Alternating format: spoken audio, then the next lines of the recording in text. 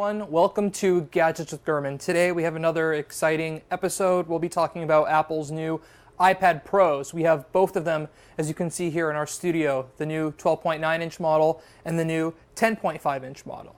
They're both really nice, great upgrades if you're coming from an iPad older than the last generation iPad Pros. If you're someone new to the Pro market, someone who wants to use a tablet as a laptop replacement, these new iPad Pros are as good as they get. Now, there is more to the story. In the fall, Apple is going to come out with iOS 11. We'll talk about that more later in the show. It adds a lot of new functionality for making the iPad Pros more productive. So we'll get to that a little bit later. But first, I want to discuss the new 10.5-inch model. It's the newer of the two in terms of design and look, so let's do a deeper dive on that. So let's zoom in here on the 10.5-inch iPad Pro. Now, this is the successor to the 9.7-inch iPad Pro that was announced in March of last year alongside the iPhone SE. Now, the difference is the screen. The screen is 20% larger based on the diagonal change from 9.7 inches to 10.5 inches. Now, the overall form factor is very slightly, even almost unnoticeably, slightly bigger than the overall form factor of the 9.7-inch iPad Pro from last year, but the screen is noticeably bigger. It makes the keyboard a little bit easier to type on. You get a little bit more room. The pixels are a little bit larger, so the resolution is a little bit better than the 9.7-inch model. They didn't just stretch it, they actually changed the pixel count. Now, you can see the bezels on the sides, on the right and left sides, are actually a little bit slimmer than last year's. It's still pretty easy to hold. It keeps the weight down. But basically what you're getting here is a bigger screen and a smaller form factor. And let's zoom back out here and discuss some more of the differences. Now, this is a big deal, obviously, that they made the screen bigger on here while keeping the form factor smaller. Now, why is this a big deal? Because in the fall, the iPhone 8 is going to come out, and that's one of the main stories about the iPhone 8's design. A bigger screen, slightly bigger than the iPhone 7 Plus screen, but in a body that's about the size of the iPhone 7. So what we're seeing here is a little bit of the design language and direction that they're going to be taking with the iPhone happening here on the iPad first, which is interesting because Apple usually likes to address new designs and new features on the iPhones before the iPads. But such as these new iPad Pro upgrades, pretty big updates year over year. Now please, because this is Gadgets with Gurman, we want to make this an interactive show, so please, if everyone can send in your questions on Twitter and Facebook, and we'll get to them across the show. So thank you for that. Now, while the iPad Pro 10.5-inch has a big change in terms of the design and the screen size from last year's model, there's actually sort of silently a lot of changes and additions happening with the 12.9-inch model. Now, I've been using the first generation 12.9-inch iPad Pro since it came out in 2015, and I can tell you there's a lot to like that's new here specific to the 12.9-inch model. Now, this model has some new features that they took from the 9.7-inch model last year. So for one, the flash on the back has been added. There's now an LED flash for taking pictures. And there's better cameras, we'll get to that in a minute. The design of the cellular antenna that you can see right here is a bit bigger. Let me put this here so you can take a look on the screen. So you can see the design of the cellular antenna. Usually it was like black plastic, now they sort of made it metal, so more in line with last year's 9.7-inch model. And there's also the True Tone screen. Now I want to show you that True Tone display live. Now, the best way to show it is sort of in settings. So if we go to settings here, and when you first turn on the iPad, they can sort of walk you through it. Now, go into settings here and display and brightness, and then to True Tone. True Tone is on right now, right? Let's turn it off. Let me up the brightness a little bit so you can see. Now, this is the main iPad color, but when you turn True Tone on, you can see that it starts to adjust. You can see it's a little bit warmer now. It sort of adjusts to the room. And that's good for reading or playing games, and you can see that adjustment when you turn it off. It's actually pretty significant when you're using it in person. The camera doesn't really do it justice. Another new feature for the 12.9-inch model specific is in the camera app. So now you can take live photos. It's actually surprising they couldn't add this to the older iPad Pro model with a software update, but at least they now have it now with the new hardware. Now, there are, of course, other new features across the board. That makes it, a big iPad Pro update for both models. Now, the most notable feature, I think, is this new ProMotion display, and we'll dive into that a little bit later in one of our pro tips. It also has the faster processor, brighter screens that reproduce colors much better. And back to the processor, it just flies, right? It's really fast with system navigation. You can really notice it when launching apps, like for example, launch Safari. It's pretty instant. It's unbelievable. I've been using iPads always since 2010 in the beginning, and this is such a big jump, and it's really a sight to see. Now, some questions coming in here. Is the 120 hertz screen worth the upgrade alone from the original 12.9-inch iPad Pro? I saw a few people saying that the transition from non-Retina iPhones, like the iPhone 3GS, the iPhone 4, is akin to the transition from the standard speed of displays to this 120 hertz. I disagree. It's significant. You notice it. It's really nice. It makes everything a bit faster. There is a big difference here, but it's not one of those changes where once you see it, you can't go back. Like once you used a Retina display, it was very hard to go back to an older screen. It just looked so bad. Now, when you go to 120 hertz, you can notice the difference, but honestly, the transition is not as big as Retina, in my opinion. Is it worth the upgrade alone for that feature? I would say no. I don't see the point of upgrading, paying $600, $700 just for that 120 hertz feature. If you're getting a new iPad or going from an older iPad, it's a really nice upgrade, a really nice addition, but that alone is not a reason to upgrade your iPad. Another one coming in here, is the new 10.5-inch in stores already? Yes, the 10.5-inch iPad Pro is in stores. They have some stock of them. I actually got this one from an Apple store last night, and they have them on display as well, so you can check them out if you want to use one in person. They also have some of the accessories, the keyboards, the cases, which we'll get more into. Do you see the promotion of the True Tone coming to the next iPhone? That's a very good question. I hope so. True Tone, I didn't have a True Tone iPad until I started testing out these ones earlier this week, but it makes a big difference, and I wish that it would come to the iPhone, as well as the higher screen rate, refresh rate, the 120 hertz. Those are both big changes, and I would anticipate them coming to the iPhone eventually, if not this year, the year after. But obviously, Apple likes to come out with a new feature and then bring that enhancement across the line. Another feature here, will the same smart keyboard accessories work on the new 12.9-inch iPad Pro? That's a good question. Yes, I actually have the smart keyboard here, and it connects the same way. You have the keyboard connector on the bottom here. You just can clip it on and, type away. It's the same as last year, so yes, it fits. If you get the 10.5-inch, you can't really go from the 9.7-inch smart cover or smart keyboard cover to the 10.5-inch. It might work, might be a little bit flimsy, but it's definitely a new keyboard, whereas the 12.9-inch is the exact same accessory. Let's see, other questions coming in here. Does this already come with iOS 11? That's a good question. No, iOS 11 actually comes out in the fall. Has a bunch of new features we'll get into, but that's not out yet. There's going to be a public beta toward the end of the month, so stay tuned for that. Another one coming in here, is it made of the same material as the older ones?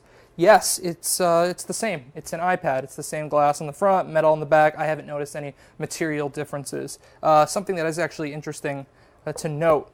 Before, when Apple had the bigger iPad and the smaller iPad, or different iPhones, the 7 Plus versus the 7, there are small differences, right, in terms of the processor speed and whatnot, but these two are actually identical. They're exactly the same in functionality, so you'll get the same experience, just the screen size is different. The speed, the RAM, 4 gigabytes, by the way, it's all the same.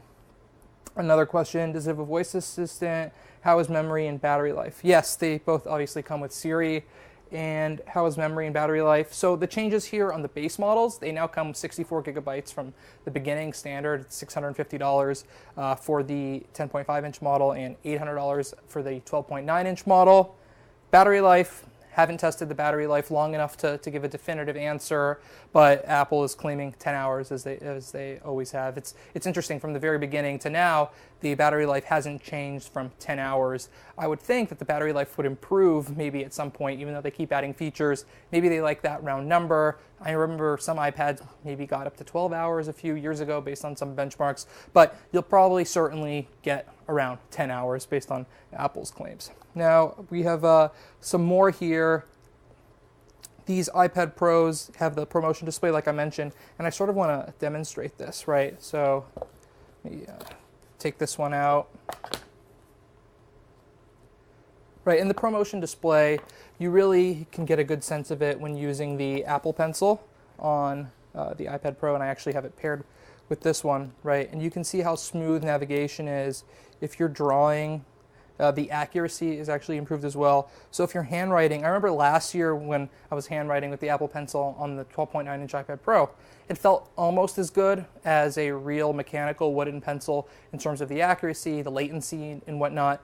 But this year, I have to say, it's pretty on par. It's a noticeable difference. I'm not a drawer or an architect or anything like that by any means, but it's definitely a significant upgrade, which says a lot given how good it was already. So, I mean, if you're drawing here, it's pretty accurate. Hi, my name is Mark. Right. You can draw it, and I know it's hard to see because it's hard to capture the computer screen on camera. But take my word for it. It looks pretty good. Now, it also really is great when you're in maps. I remember I was zooming in and out of maps, and it's really fast to zoom in and out. We have some more questions coming in here. What are key reasons to buy the Pro versus non-Pro? That's a good question. That comes back to a point I was going to make later in the show. But if you're coming from a non-Pro iPad, you would want an iPad Pro because it has the smart connector. Now, this smart connector, as you can see here, this little grill right here, the 3 dots, it allows you to connect the smart keyboard. And I know there's third-party companies like Logitech, which make some accessories for the smart connector. You can connect keyboards, all sorts of stuff. Hopefully, it opens up more types of accessories later. Also, support for the Apple Pencil. And of course the faster speed, the bigger screen sizes, the better color reproduction.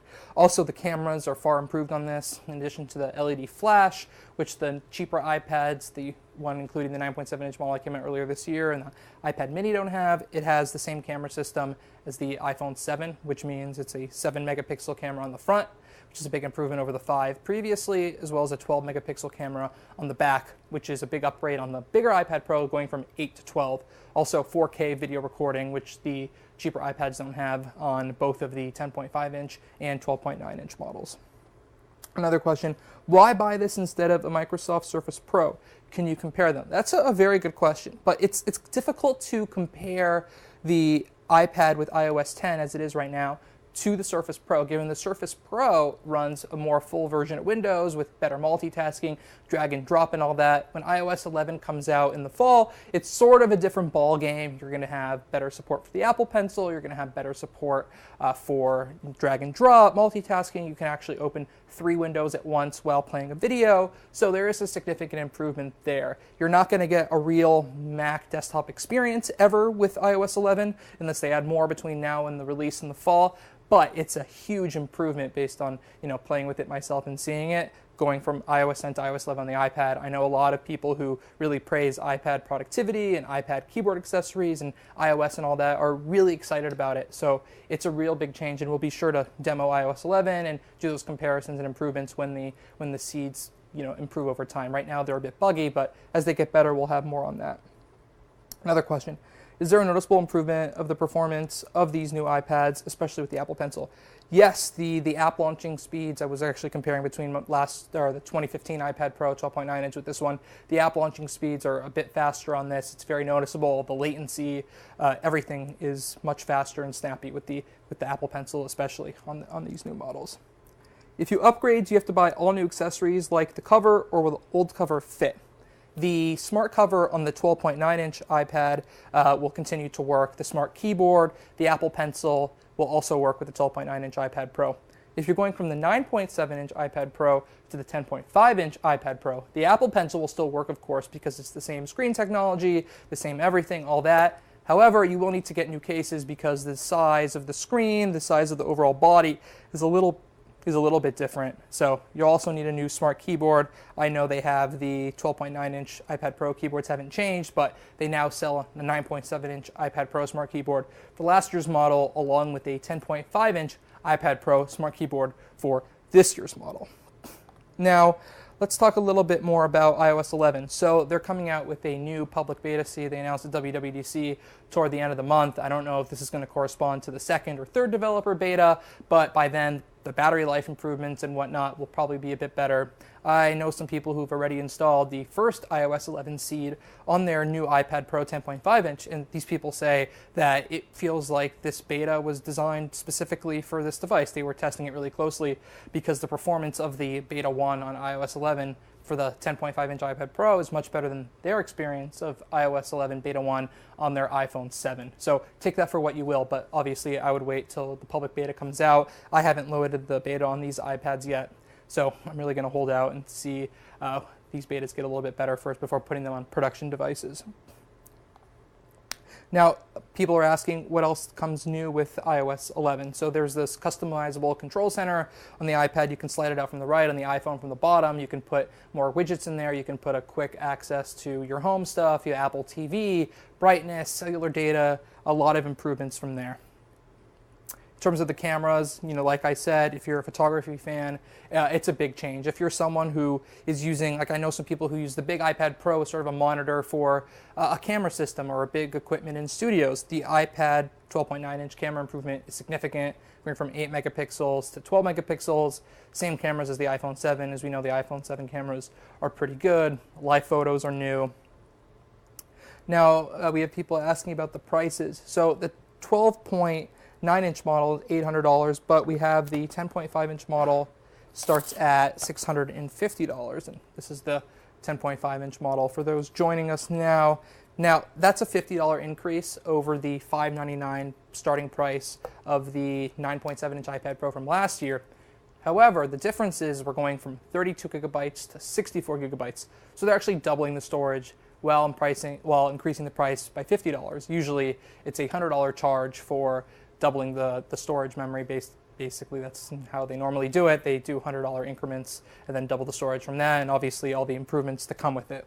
But again, if you're someone who is looking for a tablet as a laptop replacement, looking for a real pro device, when iOS 11 comes out, you'll want to take a look at these. But if you're more of a casual user, someone who wants to do light gaming, Facebook browsing, watching Netflix, downloading movies on iTunes, that cheaper $329 iPad with the 9.7-inch screen that we had on the show earlier this year is actually a really strikingly good deal. That is the same price that the iPad mini came at years ago without a Retina display. This has Retina and whatnot. I think that's a real smashing deal, especially if you're not going to take advantage of all the iOS 11 drag and drop features, which, by the way, will still run on that iPad. So these are really for someone who wants to connect a keyboard with a smart connector, use the Apple Pencil, and get the fastest specs, the best cameras possible. This was Gadgets with Gurman. These are the new iPad Pros, the 10.5-inch model and the 12.9-inch model. It starts at $650. And we'll be back soon with another device, and we'll be sure to play with iOS 11 and show you all the pro tips for those on these new iPads and the iPhone when the later seeds come out. Thank you so much.